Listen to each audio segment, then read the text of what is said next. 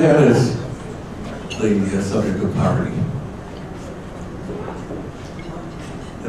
The issue of poverty has been with us, of course, forever.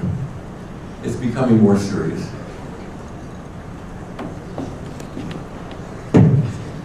Why is that? Well, think about the fact that we have so much communications now that there isn't anything that happens any place in the world that's not known by people everywhere else. And people at every level now. Now, if you're talking about 5 billion people in the world, there are only 7.5 billion people in total. Everybody knows what everybody else has. Everybody knows how prosperous everybody else is, and everybody else wants to be there. At the moment, we are living on the backs of people who are much less prosperous than we are. But they know about it, and they're not going to let that happen continuously. And the only solution to that problem, the only way we are going to get people up to a reasonable level of prosperity is by improving productivity. And everybody here knows that the historical ways of improving productivity has been capital investment. But you can only do that so far, and we're having a lot of trouble now with things like our healthcare and other problems in creating enough capital to keep the growth of productivity to happen. It turns out we have another way of doing it, and it's intellectual capital. So let me diverge for just a moment. About 9 months ago, I started looking at this concept of Twitter. How many people here are on Twitter?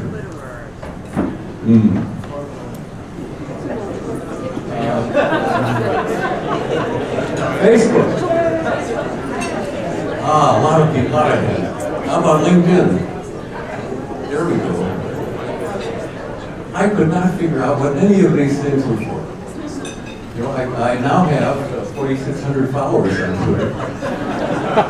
And in contrast with everybody else who was on Twitter, I actually say something intelligent about every 2 weeks. And maybe that's why I have so many followers. But I never really understood it until I got involved with some people who are really studying this problem and trying to move these concepts into the enterprise.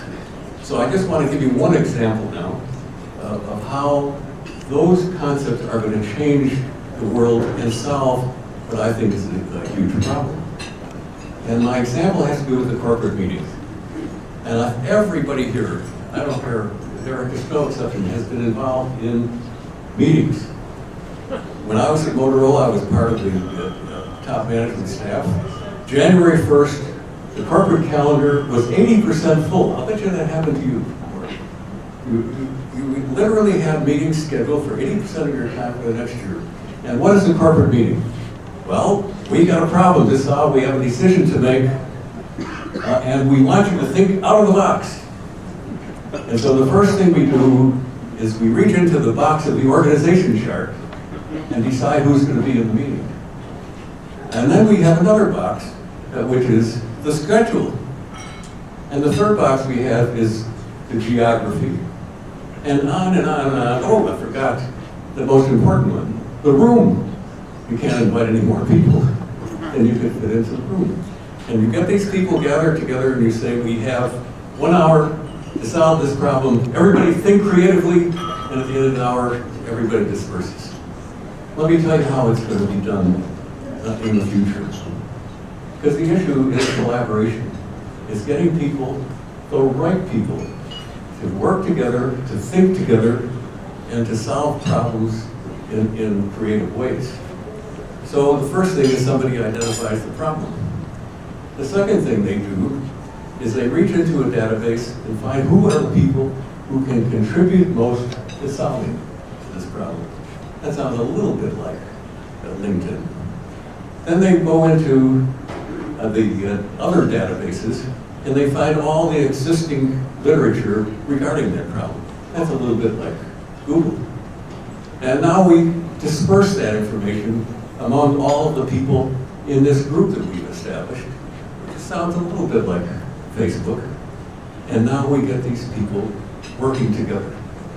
Not at a time of a meeting, but 24 hours a day. Somebody has an idea, they post it. That sounds a little bit like Twitter. And little by little, this group is going to self-organize and come up with the optimum solution for that group. The right people involved for all the time. That is a very, very powerful influence.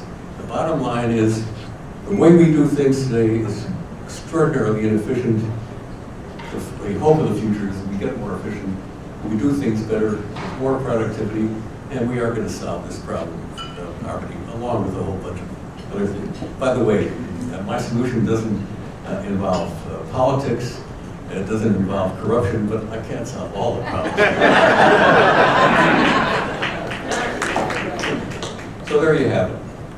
I was reminded today, by the way, since this is a historical event, that was really a nice presentation they had here. And when I talked about the historical part about the group in the world that created that dazzling demonstration, and that I think changed history, we actually have several people here who participated in that. I hope that I get everybody, but Andy Daskalakis was part of that team.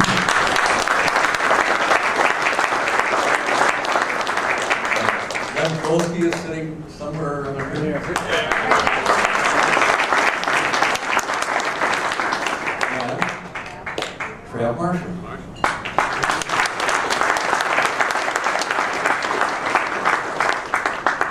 Andy and I were kind of engineers, but the really hard work was the guys in Washington, because remember we were battling AT&T? AT&T had two staffers whose sole job was to follow a commissioner.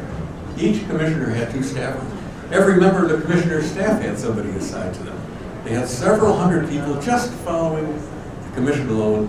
We had Trav, Len, Bill Warman, and their staff. And guess who won?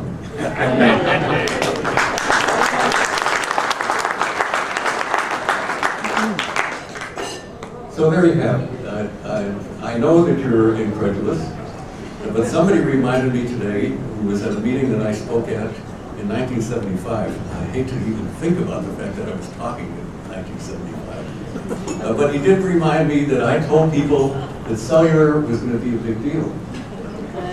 And I hate to remind people of these kinds of things, but I was also thumbing through some information that we had in the Wireless History Foundation, and I found an article published in 1973 in which a person who's at this meeting, who I will not identify, said it is unlikely that cellular will be sustainable.